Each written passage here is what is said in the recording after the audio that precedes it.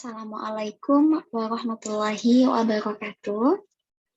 Perkenalkan, saya Nurul Ilma, mahasiswi Fakultas Psikologi Universitas Negeri Makassar, Angkatan 2019.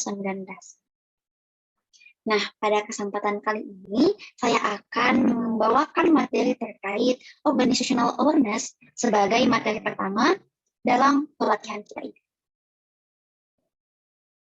Baik, pada materi pertama ini akan membawakan terkait kesadaran berorganisasi atau organizational awareness, di mana terdapat 4 submateri yang akan saya jelaskan, yaitu mengenai definisi dari awareness, kemudian definisi organizational awareness, yang ketiga adalah apa sih manfaat organizational awareness, dan yang terakhir, bagaimana cara meningkatkan organizational awareness. Nah, langsung saja terkait awareness. Awareness ini itu mencakup pengetahuan, ketersediaan informasi, aktivitas, dan peralatan yang digunakan oleh individu. Jadi itu berkaitan dengan bagaimana kita mengetahui, kemudian mencari informasi, dan melaksanakan aktivitas-aktivitas yang berkaitan dengan wewenang dan tanggung jawab kita. Nah, pada bagian bawah sendiri itu dijelaskan bahwa awareness itu mencakup aspek awareness terhadap orang lain, terhadap informasi, peralatan, keadaan, dan wewenang terhadap aktivitas dalam menjalankan tugas. Jadi awareness itu bukan hanya tentang diri kita sendiri, tapi juga berkaitan dengan orang lain dan juga lingkungan, keadaan di sekitar kita. Nah, materi yang kedua yaitu berkaitan dengan definisi dari organizational awareness. Nah, organizational awareness ini itu menerjemahkan keadaan pada organisasi. Menerjemahkan itu yang seperti apa? Menerjemahkan itu kita mampu menganalisis, memahami, mengidentifikasi bagaimana keadaan yang terjadi pada organisasi. Nah, definisi lainnya yaitu memahami aktivitas pada organisasi yang mempengaruhi perilaku dalam memberikan kontribusi yang relevan terhadap organisasi. Jadi aktivitasnya ini bukan sekadar aktivitas yang biasa saja, tapi berkaitan dengan aktivitas yang berkontribusi terhadap bagaimana produktivitas berjalannya organisasi. Nah, pada lingkup FSI ini, contohnya adalah aktivitas yang dilakukannya itu melaksanakan kajian atau melakukan rapat. Nah, itu merupakan aktivitas-aktivitas yang pada organisasi yang memberikan kontribusi terhadap organisasi itu sendiri. Dan anggota atau kita sebagai elemen dari organisasi ini itu ketika memiliki organisasional mampu memahami apa yang terjadi di organisasi kita dan mampu menempatkan diri dalam keadaan tersebut. Nah, yang ketiga yaitu apa sih manfaat dari organizational awareness? Nah, di sini ada 3 manfaat secara garis besarnya. Yang pertama adalah menumbuhkan tanggung jawab pada individu. Kenapa organizational awareness dikatakan menumbuhkan rasa tanggung jawab? Karena dengan adanya kesadaran pada diri kita, kita itu tahu bahwa ini tugas kita dan saya harus melakukannya. Berarti itu seperti itu. Ketika tanggung jawab ini ada karena pemahaman kita, itu berpengaruh juga terhadap bagaimana berjalan organisasi ini, yaitu produktivitas dan efektivitasnya. Bisa kita bayangkan ketika semua orang di organisasi paham apa yang harus dikerjakan. Jadi organisasinya itu bisa produktif, bisa efektif, bisa efisien. Jadi itulah manfaat dari organizational awareness. Makanya organizational awareness ini sangat penting sebagai fondasi kita dalam berorganisasi. Nah, teman-teman di FSI itu sendiri ketika memiliki organizational awareness itu tanpa diperintah pun, tanpa dipaksa pun juga akan melaksanakan tanggung jawabnya.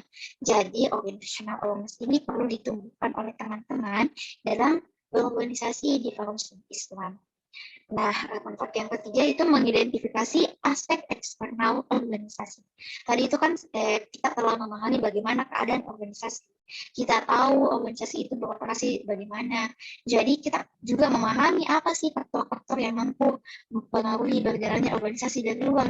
Contohnya adalah bagaimana kerjasama organisasi dengan organisasi lainnya di luar sana. Seperti itu. Kita akan mampu mengidentifikasi hal-hal saja, apa saja yang mempengaruhi berjalannya organisasi.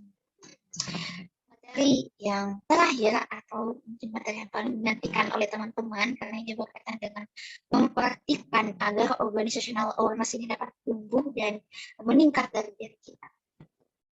Yang pertama, sebagai fondasi dasar organizational awareness itu pemahaman terkait peran-peran yang perlu dilaksanakan dan prosedur pelaksanaan peran tersebut. Ibaratnya seperti ini, bagaimana cara kita mengetahui apa yang harus kita lakukan jika kita sendiri itu tidak tahu sebenarnya apa tugas kita. Contohnya saya atau teman-teman itu punya tugas kuliah, tapi instruksinya itu tidak diketahui, belum ada perintah atau arahan langsung dari dosen. Jadi kita pasti tidak akan tahu bagaimana cara menyelesaikan tersebut. Seperti ini pun organizational awareness, kita juga perlu mengetahui, memahami peran-peran kita juga perlu memahami bagaimana prosedur pelaksanaannya, karena meskipun kita tahu perannya, tapi prosedur pelaksanaannya itu hanya asal-asalan atau sekedar laksanakan saja tanpa mengikuti prosedur yang benar, itu juga tidak akan baik hasilnya. Jadi dengan adanya pemahaman ini itu mampu meningkatkan bagaimana kinerja kita pada sehari-hari di organisasi kita atau meningkatkan kesadaran kita dalam menjalankan tugas kita sebagai bagian dari organisasi. Nah, yang kedua adalah mengidentifikasi karakteristik individual yang dapat mendorong kesuksesan pada organisasi. Nah, karakteristik individual yang mendorong kesuksesan itu seperti apa? Contohnya, ini berkaitan dengan peran tadi, itu misalnya didapatkan syiar. Didapatkan syiar itu harus memiliki kemampuan untuk menyampaikan di depan umum dan mengajak teman-teman untuk mengikuti ajaran Islam atau sejenisnya sesuai dengan program kerja, maka ketika kita mengetahui karakteristik tersebut, kita juga terdorong untuk meningkatkan kapasitas dan kemampuan kita. Misalnya kita tahu bilang sebagai anggota Departemen Litbang itu, saya harus pintar menganalisis. Makanya saya selalu belajar, saya terus belajar mengidentifikasi bagaimana penulisan jurnal misalnya, atau bagaimana penelitian itu dilakukan. Nah, seperti itu. Jadi salah satu cara untuk meningkatkan organizational awareness ini yaitu kita tahu bagaimana karakteristik yang dapat mendorong kesuksesan pada organisasi. Kemudian yang ketiga yaitu menjalin ikatan dengan komunikasi yang baik sehingga berpengaruh terhadap produktivitas. Bagaimana komunikasi yang baik itu? Komunikasi yang baik ini akan dijelaskan di materi-materi berikutnya. Namun saya akan memberikan sedikit gambaran bahwa komunikasi yang baik yang diperlukan untuk meningkatkan organizational awareness itu seperti apa. Jadi dalam organisasi itu kan ada banyak orang dan kita bekerja sama satu sama lain. Nah, ketika kita menjalin komunikasi yang baik, yang saling memahami, berempati, tidak menyinggung perasaan sesama anggota organisasi, atau fokus pada percakapan tanpa terdistraksi oleh handphone atau gadget lainnya, itu mampu meningkatkan rasa keterikatan kita, keakraban kita. Jadi itu akan beda bagaimana interaksi kita di kehidupan sehari-hari dengan ikatan emosional atau keakraban kita dengan sesama organisasi. Nah, ketika kita telah memiliki keterikatan dengan sesama anggota organisasi, maka rasa bagian dari organisasi itu juga ada. Kesadaran kita untuk meningkatkan bagaimana aktivitas atau kinerja kita dalam organisasi itu juga dapat meningkat. Karena adanya keterikatan kemudian dapat berakhir dengan rasa kenyamanan, jadi kita nyaman dengan berinteraksi dengan sesama anggota organisasi, kita nyaman untuk bekerja sama, berkoordinasi, itu secara langsung akan berpengaruh terhadap produktivitas baik secara individual maupun kelompok teman satu departemen dan juga tentu saja organisasi kita sendiri. Nah, untuk contoh konkretnya itu misalnya saya sebagai anggota dari departemen, misalnya kemudian memiliki satu anggota departemen yang saya dengannya itu tidak berinteraksi dengan baik. Misalnya kami itu kayak bertengkar. Nah, ketika hal itu terjadi, maka kita secara tidak langsung ingin menghindari orang tersebut. Nah, ketika perilaku menghindar tersebut ada, maka organisasi juga tidak akan berjalan dengan baik. Dan kesadaran atau rasa bagian dari organisasi itu juga akan berkurang. Makanya penting menjalin komunikasi yang baik itu. Nah, yang terakhir adalah menerapkan tips-tips dalam membangun organisasi meskipun tidak sempurna. Seperti yang biasa kita dengarkan bahwa nobody's perfect, tidak ada orang yang sempurna, setiap dari kita itu punya celahnya masing-masing. Jadi ketika dalam menerapkan tips-tips organisasi maupun menjalankan tugas itu tentu saja ada kekurangannya. Namun itu tidaklah mengapa, karena kita juga masih dalam berproses belajar dalam organisasi itu sendiri.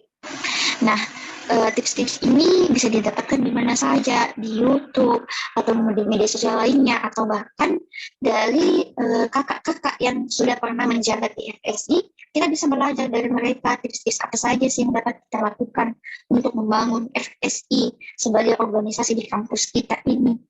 Nah, dengan adanya langkah-langkah kecil yang mungkin pesannya sangat sederhana, itu juga mampu mempengaruhi bagaimana berjalan kita dalam organisasi. Jadi seperti itu. Nah, itu saja penjelasan singkat dari materi terkait organizational awareness. Semoga teman-teman dapat menerapkannya di kehidupan sehari-hari.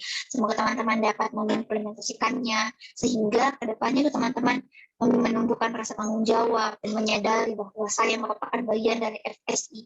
Penting bagi saya untuk bekerja sama dengan sesama anggota organisasi.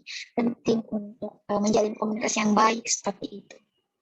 Nah, sebagai ini saja sebagai fondasi dari materi pelatihan kita, sekali lagi semoga dapat dimanfaatkan di kehidupan sehari-hari sebagai pengurus FSI.